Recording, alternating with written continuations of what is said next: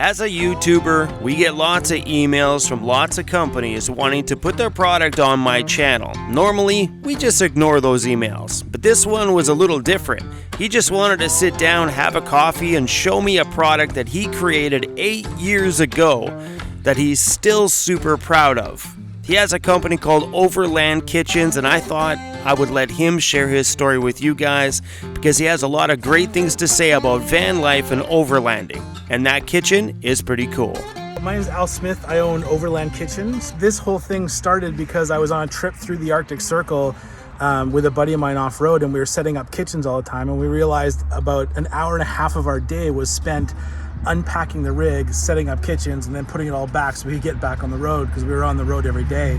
So I invented it for myself, and I had a YouTube channel back in the day, and people started seeing it on the YouTube channel and asked me if I would build them one, and I said no way, it's too much work and it's too expensive. But after 10 people messaged me, I said if we all went in together on one, it would get the price point down, and we did. And now I've been selling them for 8 years, and there's like 300 of them floating around the world in like Qatar and Africa and Australia and New Zealand, all kinds of really cool places. So, and in the 8 years I've been selling, I've never had one back with a broken problem. So that's pretty awesome for me. I'm really proud of how light, but how really strong it is, which was the key for me. The only complaint I ever had was one day a guy asked me, he sent me an email, and I'm not kidding, the subject line was, "You're an idiot." And I was like, oh no, my kitchen killed somebody or something happened, because nothing had happened yet. But the email was basically saying like, I'm never going to buy another product from you because I'm going to pass this down to my kids. It's so well built.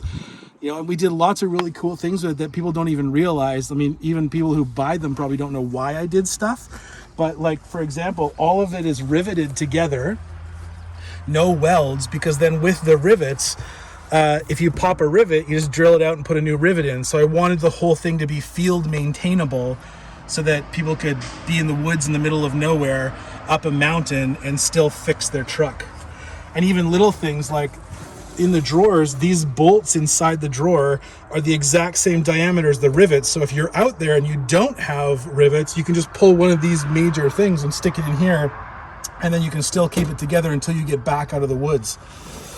We even did like custom locks. So all of these locks, their profiles and everything are all done custom so that it can lock the drawer in and suck the drawer in. And there's little rubber bumpers in the back. So this is all adjustable. So even these locks, I didn't use conventional like locks. These are all adjustable forward and backward to tighten the drawer however you want to tighten it. So if you're on road, it's nice and loose. If you're off road, you just tighten it so it sucks the drawer in super tight and there's no rattles or wiggles or anything. Like this one's a little tighter, but you can see it actually even sucking the drawer in. And I just learned to give the drawer a little push and pop it open. But yeah, so you got two big, huge storage drawers. This is all like my supplies and kitchen stuff and everything. And I usually have like a lot of dry food in here. This one is usually just all my dry food. So, and it's all like overextension drawer sides because I hated reaching into the back of drawers if they're not like open all the way like that. This is annoying. So there's lots of little things.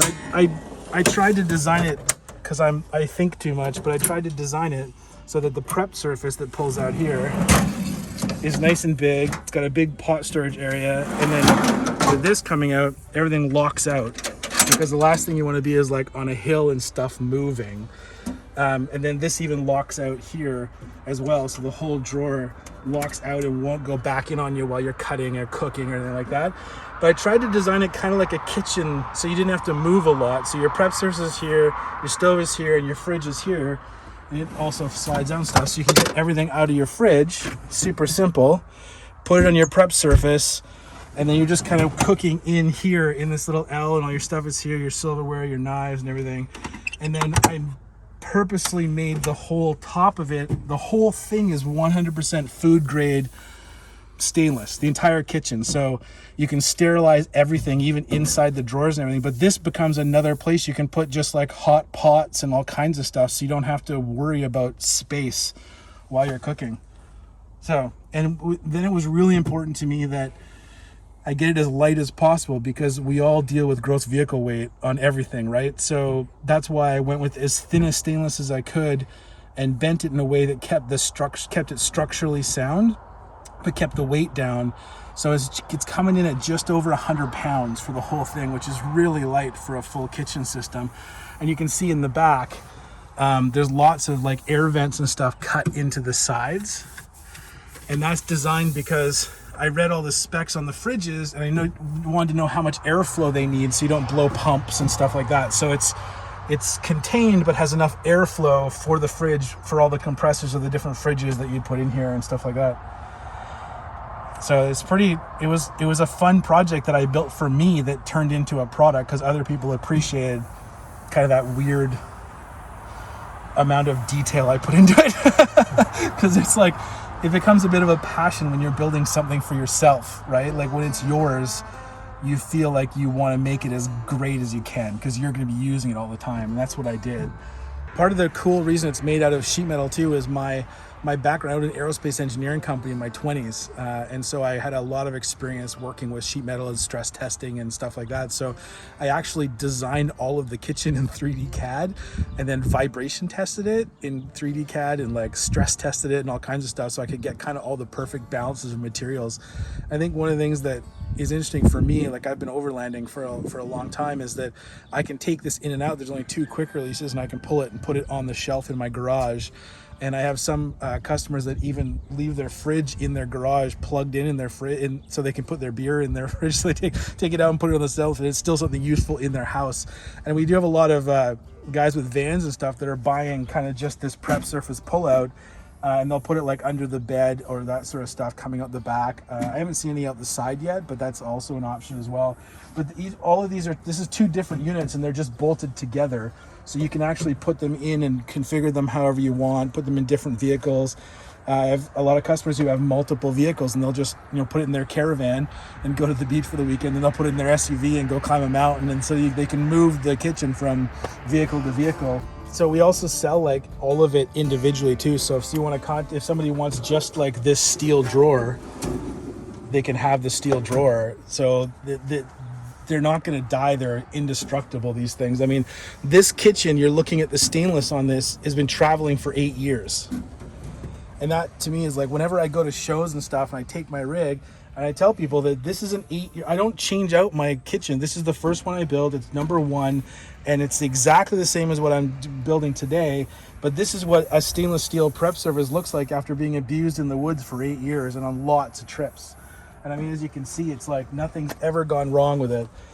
So you could like put stainless in any way you want. There's even like this tray here. You could buy just this to throw into a fridge slider if you want. It's got a stainless with tie downs for any fridge you want. And because the cabinets are separate, there's even people who will separate the cabinets, install them and bolt them into the floor and put storage in the middle and stuff like that. So you can kind of buy it and put it in however you want, buy whatever pieces you want, put in whatever pieces you want.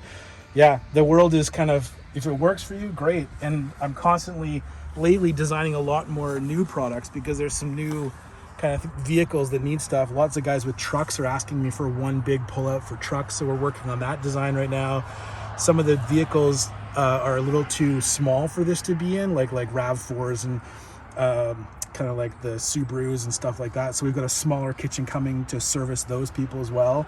So yeah, it's been a lot of fun, and you can do it however you want. And I think the cool thing about the van life world and the overlanding world is they're starting to morph and kind of meet each other in the middle lately, which is cool.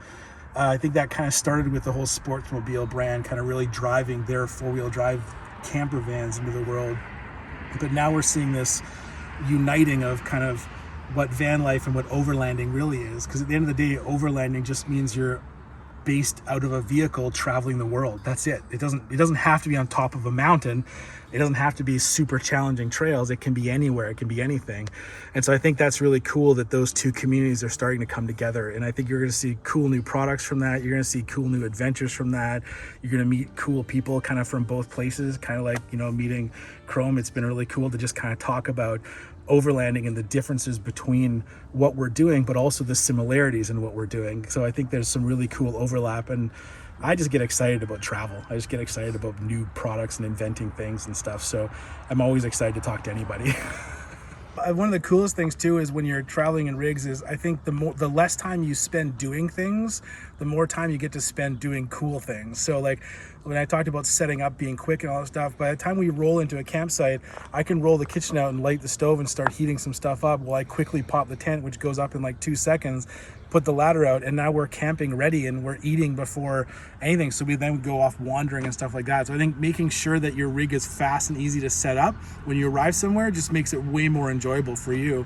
And I think this rig, the kitchen's in a 4Runner right now. I've had it in lots of other things, and this one's been like featured by Warren on their web pages and stuff like that, because I'm running the Warren winches and bumpers and everything. And it's been through all kinds of crazy off-road trips. We've done the Whipsaw Trail with it. I've been up north. It's been down in the deserts in the US and Death Valley and stuff like that. There's some really cool stuff to see when you have a vehicle that you can go in. And I think one of the biggest things is, I don't care what vehicle you have. I think it's just important to get out and go. Like, if you only have money to buy a VW Bug and you throw a tent in it and go for an epic journey, do it. As long as you have good tires, you can go anywhere. You don't need all of the gear that everyone has, but it's really cool if you have the money to be able to get set up quick and do all kinds of really cool stuff. And I think when I was talking to Chrome earlier, I was saying that there's two kinds of people we talk about in the overlanding world. There's the people that live in their vehicle, and there's the people that live out of their vehicle. And so this kind of vehicle is a vehicle you live out of. You're spending most of your time outdoors, except when you're sleeping. And I think it's cool to meet Chrome, because he's kind of halfway in between those two worlds. He can live in his vehicle and cook in there and all that stuff, but he also loves to be outside. So he's kind of crossing the divide between living in and living out of. He's got kind of this cool hybrid thing going on, which I think you're going to see a lot more of over the next little while. I don't know if a video like this is going to spark some of you guys to buy an Overland kitchen like this, or give you guys great ideas on how to build your own kitchen, because I know these videos help people in so many different ways. Al, you're a good dude. Thanks for sharing your story with us. And it was really cool to see how fast he can set up and tear down his bedroom on the roof, and how fast he can get out there cooking me breakfast. Hey, Al, why didn't you make me breakfast? Anyway, guys, overlandkitchens.com if you want to check them out. And I love it that they're local here on Vancouver Island. Thanks, guys. See you guys soon.